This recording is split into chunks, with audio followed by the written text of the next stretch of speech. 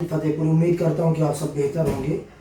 आप लोग अगर अपनी नज़रें बंद करके रखे होंगे या जानबूझ करके आँखों को बंद करने और कानों को बंद करने का एक ढोंग कर रहे होंगे, तो मैं चाहता हूँ कि आपकी आँखों को और आपके कानों को मैं वो नज़ारा दिखलाऊं और सुनाऊं जो आप देख के लगे कि अगर आप भारत के एक नागरिक हैं, अगर आप भारत के एक नागरिक हैं, अगर आप एक इंसान हैं और आपके दिल में अगर इंसानियत है, तो धर्म, जाति, भाषा, मजहब, इन सब को एक तरफ रख करके आप जब देखेंगे कि हो क्या रहा है, तो आप दिल से कुछ तो महसूस करेंगे, कुछ तो एहसास करेंगे। मैं बात कर रहा हूं पिछले कई दिनों से धरना प्रदर्शन कर रहे हैं देश के अन्नदाताओं की।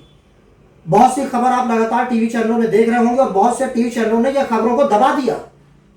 अलग अलग बातों पे, अलग अलग मुद्दों पे वो अपनी बातें कर रहे हैं। तो मेरे भाई, अगर देश के उन अन्नदाताओं की आप बात नहीं कर सकते जिन अन्नदाताओं की वजह से, जिन किसानों की वजह से हमारे पेट पलते हैं, कोई रतन टाटा बन जाए, कोई अंबानी बन जाए, कोई बिरला बन जाए, कोई मैं या आप जैसा बन जाए, या हिंदुस्तान का कोई भी नागरिक, भारत देश का कोई भी नागरिक, चाहे कितना भी करोड़पति, लखपति, अमीर क्यों ना हो, उनके पेट में जो अनाज जाता है, वो अनाज उगाने वाला देश का किसान है। वो किसान जो किसानों के खिलाफ, एक तरह से उनको लगता है कि जो कानून पास हुआ है सरकार की तरफ से वो किसानों के खिलाफ है, तो उसके लिए किसान सड़कों पे उतरा हुआ है। लाखों की तादाद पे किसान जो है दिल्ली कूच कर रहा था।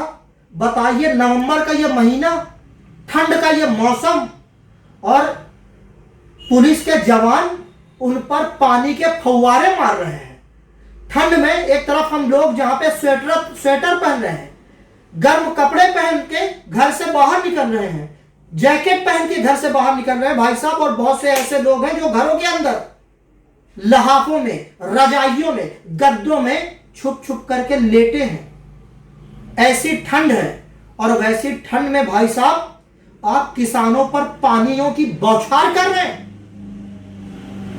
कुछ संवेदना है क्या देश के उन किसानों पर, देश के उन अन्नदाताओं पर जो हम आपके पेट भरते हैं? कुछ वो क्या मांग रहे हैं आपसे? आपको यही तो बताना चाह रहे हैं कि हमारी बातें सुन लो। आप इस राज को क्या कहते हैं, क्या मानते हैं?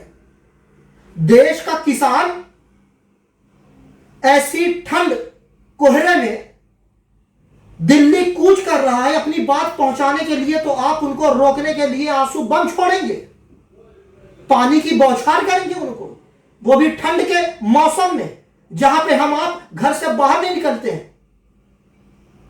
कुछ तो संवेदना है क्या? हमें उनके दुखों का एहसास है क्या? हम ये जानने की कोशिश करते हैं, हम ये कारण जानने की कोशिश करते हैं कि आखिर इतने अलग अलग राज्यों से, पंजाब से, हरियाणा से, दिल्ली से, कई राज्यों के, देश के कई राज्यों के ये किसान जो हैं, ये दिल्ली क्यों कूच कर रहे हैं? ये अपनी बात पहुंचाने के लिए, कहां? सरकार तक, केंद्र सरकार तक अपनी बात पहुंचाने के लिए ये क्यों कूच कर रहे हैं? क्या हमको इन पर ध्यान देने की जरूरत नहीं थी? जानने की जरूरत नहीं थी? हमने क्या हाल कर डाला? जिस तरह से अंग्रेजों के जमाने में जलियांवाला कांड हुआ था, नागरिकों पर अंग्रेजों ने गोलियां चलवाई थी। एक साइड से सारे जो है क्रांतिकारी लोग जो मौजूद थे, उन पर क्या हुआ था? अंग्रेजों के कहने पर उन पर गोलियां चलाई थी। अंग्रेजों के जवानों ने गोलियां चलाई थी। और आज 2020 चल रहा है, हमारा देश, हमारी चुनी हुई सरकार, और हमारी चुनी हुई सरकार देश के अन्नदाताओं पर पानी की बौछारें और आंसू गैस के गोले दगवाती है। कैसा लगता है आपको? शर्म नहीं आती है? उनके दुख के बारे में, उनके दर्दों के बारे में एहसास नहीं है आपको?